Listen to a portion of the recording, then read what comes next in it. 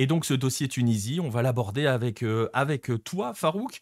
On va essayer de le mettre en... Ouais, j'ai failli dire le jingle Tunisie, exactement. On va aborder ce dossier Tunisie avec toi, Farouk. On va essayer de faire un état des lieux général. Alors, on va tout de suite préciser, histoire de bien désamorcer, on connaît le contexte, et Farouk le connaît très bien, le contexte actuel de la Tunisie. On n'est pas là pour parler de ce qui se passe en Tunisie. La seule chose qu'on peut dire modestement, c'est bon courage aux Tunisiens. On est avec vous, mais bon, nous, on ne pourra pas changer grand-chose. Mais on va juste essayer de se focaliser sur le foot. Vous allez voir, c'est déjà bien pesant, bien suffisamment pesant comme ça. On va se focaliser donc sur le football tunisien. On va essayer d'y aller, comme on fait un état des lieux, on va essayer d'y aller un petit peu dans l'ordre. Parce que vous le savez, la Tunisie a participé à la Coupe du Monde au Qatar.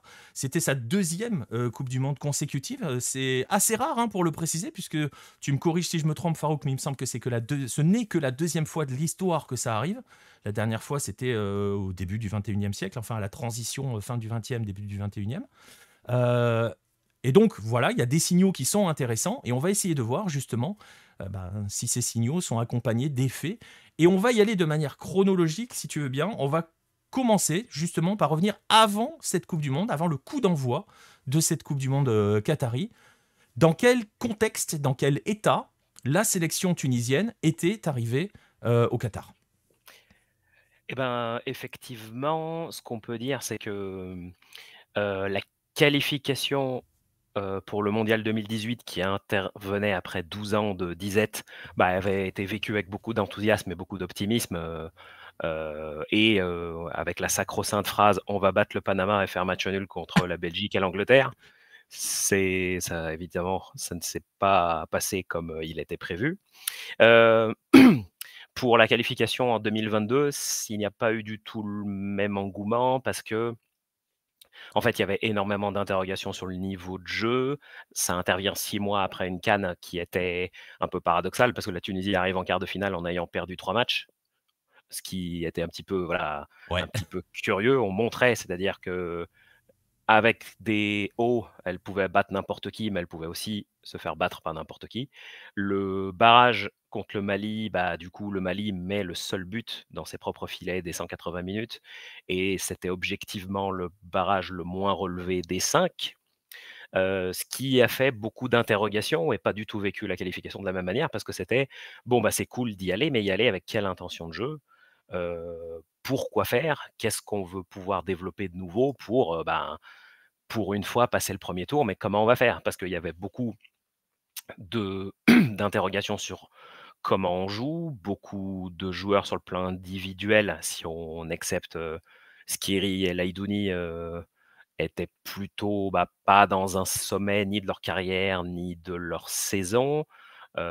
C'est accompagné de ça beaucoup de polémiques autour de la constitution de la liste. Il y avait eu des rumeurs comme quoi des clubs imposaient des quotas, il y avait des joueurs qui avaient été écartés sans qu'on sache trop pourquoi, des débats sur qui va être le gardien. Enfin, tout s'accompagnait en fait beaucoup plus sur, bon, on part pas avec un capital, conséquent et les craintes, c'est d'affronter la France et le Danemark, demi-finaliste de l'Euro. C'était ça un petit peu le contexte avant la coupe du monde. C'est: on y va, mais avec quelle intention? Qu'est et dans les dispositions dans lesquelles on est, comment ça va tourner? C'était un peu Ouais. comme ça. Avec ce côté quand même paradoxal que tu sous-entends aussi, avec quand même l'idée de passer le premier tour. Ou pas C'est-à-dire que plus que ça. je vais ressortir la sacro-sainte phrase: «On va battre l'Australie» et enfin voilà, Et on accrocher le retranspose Danemark.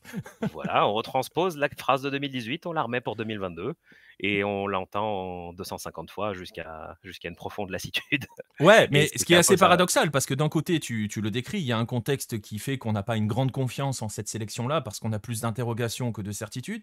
Il faut quand même aussi le dire, j'imagine, et ça a été dit comme ça quand le groupe a été connu. On s'est dit en Tunisie que le groupe était quand même bien plus relevé qu'en 2018. Parce qu'il y avait, tu l'as dit, cette possibilité de se dire on a au moins 3 points assurés avec Panama. Bon, ils les ont pris, mais pas aussi facilement que prévu, mais ils les ont pris. Euh, mais voilà, il y a ce côté, beaucoup de doutes, mais quand même de se dire, bon, on va quand même, l'objectif, il y avait un objectif qui avait été fixé quand même à cette sélection. C'était tout de même faire bonne figure et puis, justement, se défendre au maximum ses chances. Mais effectivement, avec beaucoup de doutes sur le gardien, quasiment pas de neuf en forme, 3 éléments offensifs sur courant alternatif. Les seules certitudes, c'est la défense centrale et Skiri le duo Skiri-Laïdouni. Et il y a le match au Parc des Princes où le Brésil s'arrête de jouer à 5-1, heureusement, parce que sinon il y aurait eu 17-1 s'il le voulait, qui a mis beaucoup, beaucoup d'inquiétudes. Et Heu, heureusement qu'ils se sont arrêtés parce que sinon ça aurait été encore plus dramatique dans le sens, les conséquences derrière pour aborder la coupe du monde. c'était oui, oui, c'était compliqué parce qu'il y avait, je crois, si je dis pas de bêtises, 4-1 à la 40e. Il me semble que Neymar avait vraiment, vraiment envie de jouer à fond la deuxième mi-temps, parce que le contexte faisait parce qu'il y avait, voilà, plusieurs dizaines de milliers de Tunisiens au parc. Le Brésil était vraiment parti pour frapper un grand coup et en définitive, la deuxième mi-temps a plutôt été, on va dire, un galop d'entraînement. Ce match-là a plus fait de mal que de bien, ouais. Alors que ça devait être une affiche de gala pour un magazine et de la confiance. Ça a coûté leur place à certains et ça a pas aidé pour la confiance. Ouais, c'est clair. On en reparlera tout à l'heure quand on évoquera la fédération. On saluera celui qui a eu l'idée de vouloir affronter le Brésil juste avant la coupe du monde, hein. Donc, voilà, on n'en dit pas plus, mais bon, quand même, quoi. C'est dans le genre idée pourrie, c'est pas mal quand même, hein. Sur le papier, quand on va en France avec, un pays où il y a une forte communauté, le Parc des Princes qui justement voulait c'était plutôt pour le plan tournée du Brésil, c'était une occasion à prendre. C'était une occasion à prendre, et sur le papier, avant l'expulsion, quand il y a un partout, qu'il y a le feu dans le stade, on se dit: «Ah tiens, on part sur quelque chose qui est une initiative avec un succès». Sauf que, ça a mal tourné après, mais on peut pas vraiment en vouloir à l'idée de départ. Si elle tourne bien, on arrive gonflé à bloc. Ouais.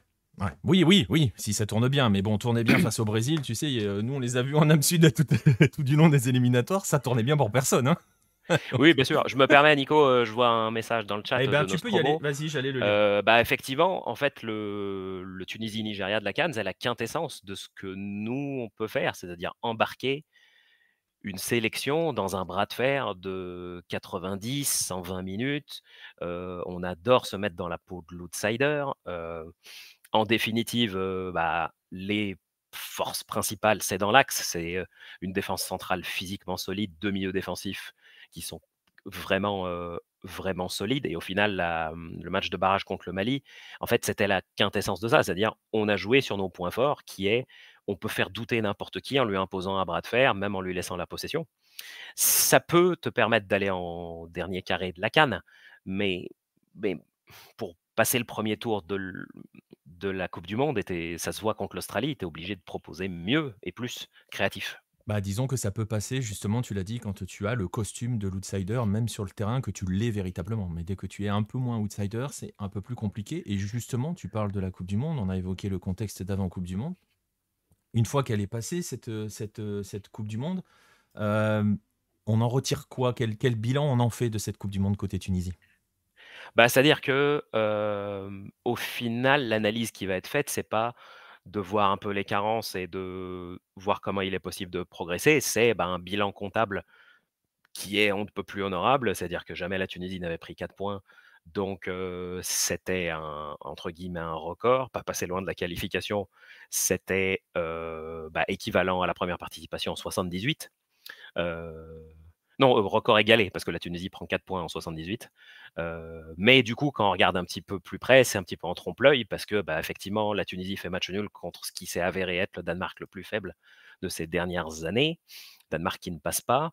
Au moment où la Tunisie devait faire le jeu contre l'Australie, c'est là que ça a mal tourné et l'Australie qui avait un plan, bien rodé, ne a fait tomber la Tunisie dans le piège.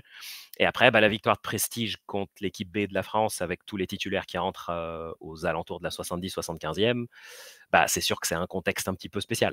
Mais ce qu'il en est ressorti, c'est, on n'est pas passé loin. Il n'y a pas vraiment eu de, on va dire, de réflexion, enfin, tout a été, c'était plutôt sur de la continuité Ouais, et pas, ça a généré un certain engouement quand même, cette campagne, parce que tu le dis, il y a beaucoup de doutes avant l'épreuve, tu l'as expliqué, et justement, pendant l'épreuve, il y a quelque chose qui, On a senti quelque chose pousser derrière la Tunisie ou pas plus que ça ou pas plus que ça, ouais. Euh, Après Tunisie-Danemark, un fort espoir, même si effectivement le dernière demi-heure de Tunisie-Danemark, c'est vraiment de la résistance pure et dure. Il y avait une énorme attente, ouais, pour Tunisie-Australie et une énorme déception. Euh, et après, beaucoup d'observateurs ont pris la victoire contre la France pour ce qu'elle est, c'est-à-dire une victoire contre une équipe B. Donc, c'était plutôt, il faut voir le contexte et c'est 4 points, certes, mais il faut voir dans quel contexte Ouais. ils ont été obtenus. Voilà. Les règles rouges qui nous dit la Tunisie ne joue que contre les équipes plus fortes qu'elle. Enfin, oui, c'est ce qu'explique Farouk, arrive à piéger des équipes plus fortes qu'elle, quoi. Complètement vrai. On va saluer Chuck Norris, super pseudo, premier message dans le chat, bienvenue à toi. Tiens, une petite question comme ça par rapport à cette Coupe du Monde, par rapport à un autre pays nord-africain qui a brillé. Justement, tu expliques qu'il y a une grosse déception qui a suivi, notamment, il y a eu des espoirs et donc une déception, que les observateurs analysent cette Coupe du Monde comme un petit peu un trompe-l'œil. On l'a vécu comment en Tunisie, le parcours du Maroc? En vrai, alors il y avait quand même un contentement, c'est-à-dire de dire que c'est bien de voir un pays nord-africain faire une belle épopée et justement faire cet accomplissement. Mais il y a beaucoup de gens qui ont dit pour autant, dans un contexte de CAN, ce qu'a fait le Maroc ne lui donne pas pour autant, au contraire, va lui donner un statut de favori qui va être pas si facile à assumer pour la prochaine CAN. Et forcément, il va y avoir beaucoup d'interrogations sur comment tu joues une CAN où tout le monde va vouloir te battre, va emmener les débats sur un autre terrain. Effectivement, le Maroc va devoir affronter des équipes qui ne feront pas du tout la même chose que l'Espagne et le Portugal. Le Maroc va être embarqué dans des situations similaires à ce que le Maroc avait vécu à la CAN quand il se fait sortir au tir au but, Mm. où t'as la possession, tu vas avoir des blocs en face de toi, effectivement des équipes qui vont vouloir les battre. Si c'est ce qui a été observé, oui, c'est dans un référentiel continental. C'est qu'est-ce que ça va donner à la CAN. Mais par Mais contre, les gens étaient quand même contents pour le parcours du Maroc, bien entendu. ouais, il y a la notion de solidarité, on va dire nord-africaine et même, je pense, continentale, hein, parce que tu vois, c'est un truc qui existe Ouais, un petit peu partout. Quand tu vois, par ouais. exemple, en Âme Sud, il y a eu Alors, une ouais, solidarité justement, sud-africaine, Oui, sud-américaine, pardon. Ouais, Pierre. ouais, sur la sud-américaine, je suis pas sûr, mais justement, ouais, moi, Farouk, vraiment, tous les pays africains se sont solidarisés derrière le Maroc au mondial en disant, ouais, c'est l'Afrique, enfin l'Afrique est en demi-finale de Coupe du Monde, ou si tu es ghanéen, libérien ou rwandais, Afrique ça subsaharienne, quoi. passait. oui, Voilà. beaucoup d'engouement, j'avais vu passer pas mal de vidéos dans plein de pays africains où c'était vraiment bah, suivi attentivement. Oui, effectivement, peut-être que un des pays voisins a peut-être vécu les choses différemment, Ouais, comme dirait Le Rouge, peut-être pas l'Algérie. mais on a vu tout de même des drapeaux algériens avec les gens qui faisaient la fête en France Ouais. pour le succès du Maroc. Globalement, sur le continent, oui, ça a été suivi avec beaucoup d'enthousiasme et positivement. Et justement, on va aborder par rapport à, tu vois, c'est par rapport à cette question du Maroc et on va revenir à la Tunisie avec l'héritage de cette Coupe du Monde. On se posera peut-être même la question de savoir s'il y a un parcours du Maroc. Et on va pas se mentir, le Maroc, on le sait, au niveau Afrique, depuis plusieurs années, ça monte en puissance. Ça travaille dans tous les sens du terme. Ça a aussi une influence grandissante auprès des instances. Donc c'est un ensemble de choses qui font que c'est pas un hasard hein, si le Maroc arrive à un tel niveau maintenant. On pourra se demander si la Tunisie n'a pas peut-être envie d'essayer de s'en inspirer hein, à son échelle ou voilà, des choses comme ça. Mais justement, on va arriver sur la notion d'héritage que peut laisser cette Coupe du Monde, parce qu'on l'a dit tout à l'heure, Farouk, deuxième Coupe du Monde de rang. C'est n'était arrivé qu'une seule fois dans l'histoire. Au final, comme tu disais, même si ça reste un trompe-l'œil, ça reste une bonne perf. Mais est-ce que on peut se dire pour autant ok, bah maintenant le football tunisien, ça veut dire qu'il travaille dans la bonne direction et ça veut dire que il va pouvoir continuer à se développer. Et est-ce qu'il a envie ou est-ce qu'il va faire quelque chose pour continuer d'avancer pour justement que ça réduire la rareté entre guillemets de 2 compétitions consécutives? Eh bien, malheureusement, c'est décorrélé. C'est-à-dire qu'il y a beaucoup de tendances qui, justement, amènent de manière concrète à une régression, sauf que le porte-étendard, qui est l'équipe nationale, continue à avoir des résultats. Donc, forcément, ce sont 2 dynamiques qui n'ont absolument, bah, au final, aucun lien quand on regarde dans le concret. C'est-à-dire que quand on regarde les équipes de jeunes, c'est un petit peu compliqué pour avoir des résultats. Là, bon, là, aujourd'hui, l'équipe de Tunisie U20 s'est qualifiée pour les quarts de la CAN et donc a un match de se qualifier pour le mondial, donc c'est une bonne chose, mais voilà, ils l'ont fait au forceps. Mais on voit beaucoup de tournois d'Afrique du Nord où des petites catégories de jeunes, heu, bah, finalement montrent leurs limites. Il y a toujours le sacro-saint, échec, à chaque campagne de qualification aux jeux olympiques, les U23 n'y arrivent pas. Donc, on voit un petit peu les difficultés, soit pour capitaliser sur le sur le potentiel qu'ont à la fois les locaux et les binationaux. Ça, c'est au final, ça, c'est un bon succès, c'est qu'il y a beaucoup de binationaux qui prennent le choix de venir jouer pour la Tunisie.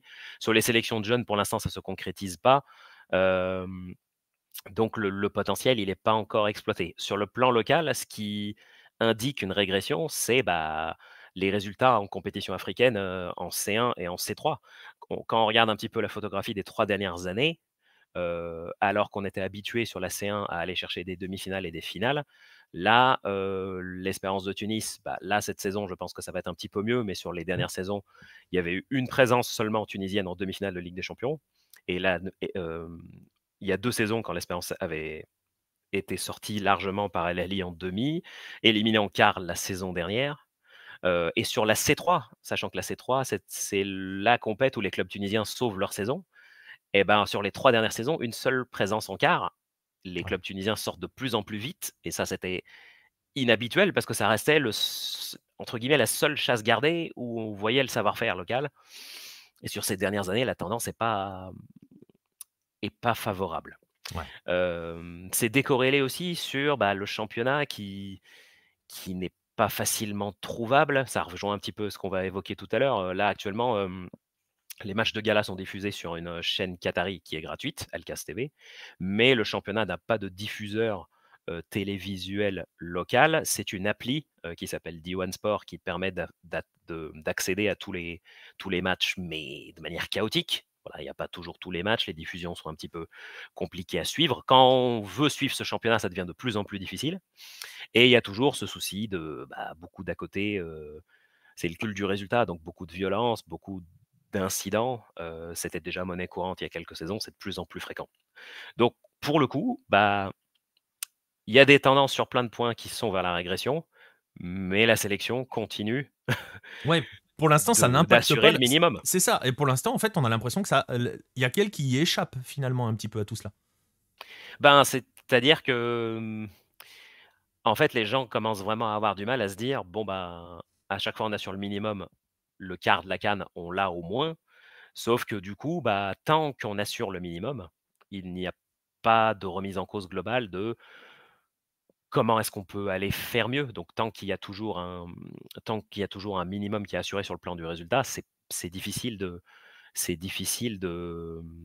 changer beaucoup de choses. Mais, pour autant, c'est aussi parce qu'il y a pas mal d'éléments positifs que ça tient. Ouais. Ouais. Alors, par rapport à quelques questions qui sont dans le chat sur la sincérité de l'Union sacrée des pays africains, ça, je vois hein, les messages de Biscuit Prince de Lu, de Red le Rouge là-dessus. Voilà. La sincérité, c'est toujours difficile de la mesurer. Voilà, c'est toujours un petit peu compliqué. Oui, il y a des tensions hein, entre les pays du Maghreb, entre le Maghreb et l'Afrique subsaharienne, enfin entre tout le monde hein, en fait concrètement. Euh, donc voilà, je suis pas convaincu qu'on ait envie d'aller sur le terrain d'essayer d'analyser la sincérité parce qu'on va pas y arriver de toute façon. Quand on prend juste l le, d'un point de vue communication, effectivement, le parcours du Maroc était tout de même vu positivement. Quand on voit de la part de beaucoup de gens qui suivent les compétitions africaines, heu, j'ai quand même vu beaucoup de choses plutôt positives niveau com. C'était quand même une bonne chose. C'était même une agréable surprise, Oui, globalement. surtout dans les temps actuels. Et quand tu parles de communication sur les réseaux, encore plus. Bah, franchement, c'était cool, ouais. Franchement, c'était cool et puis, ça a quand même mis une dynamique et puis voilà, c'était effectivement, symbolisé dans une globalité le progrès du continent d'avoir enfin une demi-finale. Ouais, bah, ouais, clairement, clairement. Et donc voilà, en plus, voilà, enfin voilà, le parcours du Maroc. On l'a dit, voilà, donc on va voir si, bon, moi, on connaît toujours hein, les théories du ruissellement. Il y en a qui aiment, il y en a qui y croient, il y en a qui, hein. Voilà, on va voir si ça ruisselle sur le foot africain. Je pense que rien qu'en posant la question, on a déjà la réponse. Bref, par rapport justement à ce bilan, tu dis que tu fais du football africain, du football tunisien, pardon, on va revenir sur la Tunisie. Euh, Avec ce côté paradoxal, donc, qui est que il y a un peu un arbre qui cache une forêt où on a la sensation que ça travaille pas trop derrière. Pierre nous dit on est dans le même bateau en parlant de la Colombie. On peut le faire avec pas mal de pays, en fait, hein, ce constat. Il y a des pays où tu as l'arbre qui cache la forêt. Parfois, il n'y a plus d'arbres, hein. La bise au Chili. Mais voilà, il y a ce côté un petit peu paradoxal là. On est en train de dresser un tableau qui, on est dans le grand classique des 9-10. On est en train de dresser un tableau presque déprimant en se disant bon, bah, ils font rien, mais tant que ça tient, bah, pourquoi pas. Mais Il tout y a n'est pas quand- négatif pour autant. Voilà, c'est ce que j'allais te dire. Il y a quand même pas que du négatif dans le foot tunisien en ce début, enfin voilà, on va dire en cette période post-Coupe du Monde 2022. Non, non, effectivement, ce qu'on peut retenir de bien, c'est qu'effective d'un point de vue individuel, sur l'ossature principale de l'équipe nationale, il commence à y avoir des belles carrières qui commencent à se dessiner et ça, vraiment, ça fait plaisir, de voir Talbi s'imposer à Lorient, de voir, Skiri, toujours valeur sûre, au FC Köln, Leidouni qui vient de rejoindre l'Union Berlin, donc qui fait des bons débuts, c'est un grand, grand espoir, mais maintenant voir Hannibal Mejbri enchaîner à Birmingham, heu, beaucoup être plébiscité, enfin arriver à canaliser son énergie et ce garçon, une énergie, il en a énormément. C'est quand même porteur d'espoir pour dire que ces cadres-là, enfin Hannibal Mejbri est amené à être un potentiel titulaire dans les années à venir. Si s'installe une régularité, une constance, de quoi faire un 11 compétitif, c'est quand même signe d'espoir. Ouais, parce que pour rebondir par rapport à ses performances individuelles et par rapport aux quelques exemples que tu viens de donner, ces joueurs-là jouent dans les meilleurs championnats européens.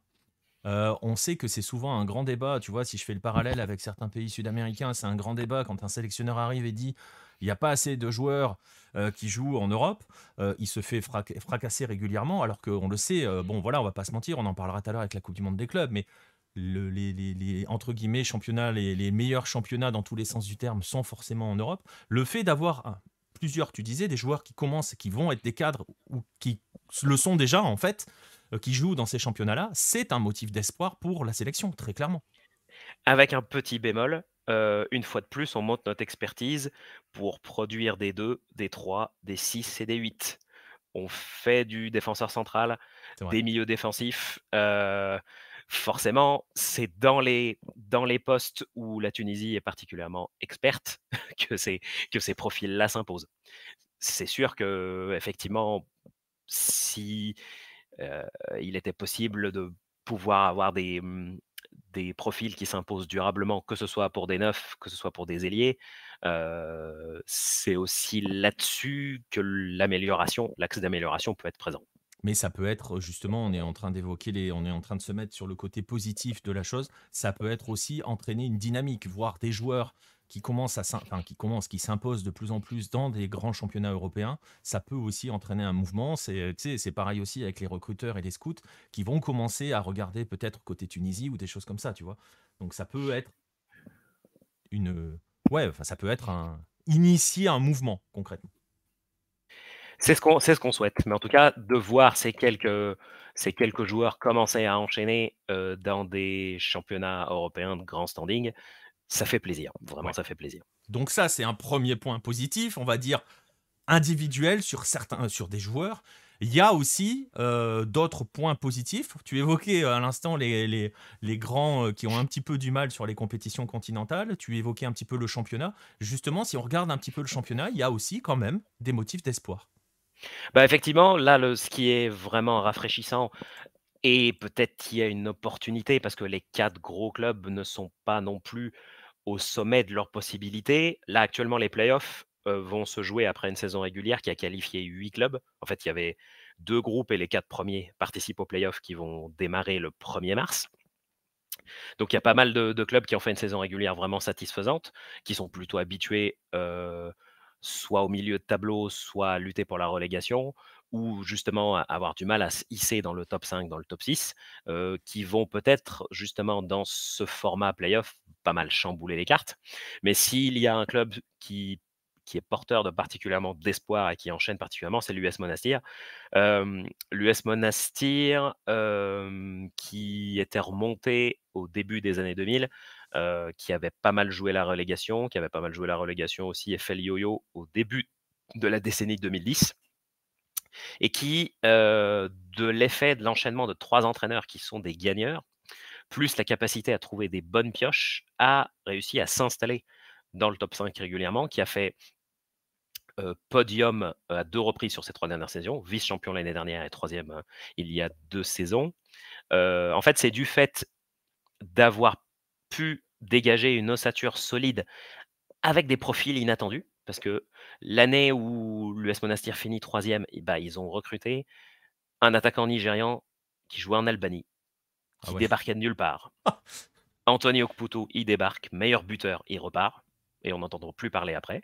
Ils avaient fait des trouvailles en relançant des meneurs de jeu tunisiens qui, bah, comme Elias Glassi qui n'avait pas qui n'avait pas trop pu enchaîner et là cette même saison, il faisait une saison incroyable et après ces joueurs-là, ils arrivent à les renouveler et ils se basent quand même sur une ossature axiale qui est, plutôt solide. À chaque fois, ils arrivent à trouver des milieux défensifs forts comme le Nigérian Moses Orkuma. Ils ont trouvé ensuite le frère de Jean Odaoulou, Roger Aoulou, qui est désormais maintenant au Raja Casablanca et après, ils ont toujours réussi à renouveler avec des trouvailles, plutôt inattendues, 7 axes, quelqu'un pour donner des passes, un milieu défensif solide et un attaquant à droit. Et ça, sur 3 saisons, ils ont toujours réussi à le renouveler, jamais avec les mêmes personnes. Et du coup, bah, ça se concrétise parce que là, l'US Monastir a fini premier de la saison régulière dans son groupe, loin devant le club africain pendant que l'Espérance et l'Étoile étaient dans l'autre groupe, donc va s'imposer comme un outsider sérieux. Et hier, l'US Monastir, en C3, s'est imposé contre le tout-puissant Mazembe à Lubumbashi. Ouais. Ce qui pose tout de même la performance et c'est une équipe vraiment à prendre très très au sérieux. Et c'est une équipe donc qui montre que, enfin oui, qui montre que l'on peut bien travailler concrètement en Tunisie. C'est possible, tu vois. Mais du coup, ce qui est paradoxal, c'est que c'est beaucoup plus avec des profils expérimentés Ouais. ou des bonnes trouvailles. On n'est pas sur de la formation, de la promotion. On n'a pas ce profil de club là encore en Tunisie. Bah, le truc, c'est que tous les éléments les plus prometteurs sont assez vite Ouais, ils partent vite. pistés, soit par le CSS, soit par l'Étoile UCL, soit par l'Espérance, soit par le club africain. Donc forcément, quand vous êtes un club de milieu de tableau, vous allez beaucoup plus faire votre chemin avec des revanchards, avec, si vous avez une bonne cellule de recrutement et que vous avez repéré dans les championnats de Côte d'Ivoire, de RDC, des profils qui vont pouvoir vous faire une plus-value à certains postes, des expérimentés, c'est plutôt avec ça. C'est-à-dire et surtout avec des entraîneurs capables de tirer le max d'un effectif. C'est plutôt avec cette méthode-là. Ouais. Alors tu parlais d'entraîneur, là, la transition, elle est toute faite. On a dit, hein, il y a des choses au sein de la sélection, il y a des éléments positifs avec l'éclosion et la confirmation de certains cadres. Il y a des choses positives au niveau des clubs avec des clubs qui travaillent bien et qui font, voilà, qui commencent à faire de vrais parcours. Tu prenais l'exemple de Monastir à l'instant, mais il y a aussi des techniciens tunisiens qui s'exportent bien. Effectivement, là, ça a été suffisamment rare pour être souligné. À l'instant T, il y a 3-4 mois, il y avait des entraîneurs tunisiens de renom dans des grands clubs en Algérie, au Maroc, et en Libye. Alors, certes, certains d'entre eux ont eu ont vu les choses un petit peu se compliquer assez rapidement. Je pense à Mehdi Nafti au Wydad Casablanca, qui est déjà quasiment, Ouais, ça va sauter là, je pense. ouais, ouais, ouais. Bah, en fait, Mehdi Nafti qui avait gagné la CAN 2004 avec la Tunisie, qui a exercé en Espagne, qui justement avait pris les rênes du Wydad il y a 2 mois, mais l'échec en coupe du monde des clubs l'a un peu mis dans une situation difficile. Ça, plus la Heu, Ligue des Champions, hein, où ça va pas fort. ouais, ouais. Ce qui fait que ce soit en Algérie, en Libye, au Maroc, il y a eu effectivement, à l'instant T, il y avait des entraîneurs tunisiens plein placés, mais plein qui ont eu beaucoup de difficultés, à l'exception donc de Monver Kebayer, l'ancien sélectionneur de la Tunisie à la CAN, attends, elle s'est jouée quand la CAN 2021? On est d'accord, la CAN 2021, elle s'est jouée en 2022. Bon, bah, Monver Kebayer, oui, j'arrive plus à j'arrive plus à suivre. Ouais, non, mais Mo t'inquiète. Monver Kebayer était sélectionneur de la Tunisie. Hem, il avait un CV où il faisait bien jouer des équipes qui n'étaient pas prétendantes au titre et quand il a eu des prétendants au titre, les expériences n'ont pas été fructueuses. Là, avec la sélection, bah, le bilan a justement été cette CAN un petit peu en deçà de ce qui était espéré. Bah, on se souvient de justement, le principal, souvenir qu'on a, c'était lui qui était complètement éberlué au moment où l'arbitre zambien, siffle, C'est la vrai. fin du match contre le Mali, à la 85e, puis sans arrêt de jeu. Effectivement, cette image-là qu'on garde de Moser Kebaya, c'était lui qui était complètement halluciné de ce qui se passait. Il avait quitté son poste après et là, bah, du coup, au Raja Casablanca, ça marche bien. Le Raja Casablanca a, du coup, gagné 8 de ses 10 derniers matchs, Ouais. fait une très bonne campagne en Ligue des Champions, à la fois avec des joueurs marocains au milieu de leur carrière et qui font là les 3-4 mois les plus réussis de leur carrière, alors qu'ils c'est des jeunes de 25 ans, mais du coup qui, pour la première fois, font une saison aboutie et le tout encadré quand même avec des étrangers de renom. Parce qu'il y a Abdelraouf Benguit, l'ancien milieu défensif de l'Espérance de Tunis. On y vient, Roger Aoulou, l'ancien milieu défensif de l'US Monastir. Hem, donc c'est quand même avec l'apport de joueurs étrangers de renom et le virevoltant ancien ailier du Paradou, Yossri Bouzok. Donc le Raja, à la fois avec des joueurs on va dire pas tout jeunes, mais qui enfin sont en cours d'éclosion et des étrangers, qui apportent une vraie plus-value. Là, bah, Monver Caballère on est sur 3-4 mois de très, très bonne dynamique. Voilà, bah, en tout cas, voilà, on finit sur une note positive, c'est très rare hein, dans les 9-10 qu'on soit positif en ce moment, profitez-en, messieurs, dames. Non, mais c'est vrai, hein, parce que alors, les sujets qu'on aborde ces derniers temps, c'est très très vite, on vire dans la déprime, mais voilà, il y a quand même des motifs d'espoir et des motifs voilà, de choses qui avancent dans le bon sens du côté de la Tunisie, vous avez vu au niveau de la sélection, au niveau des clubs, et donc au niveau des techniciens.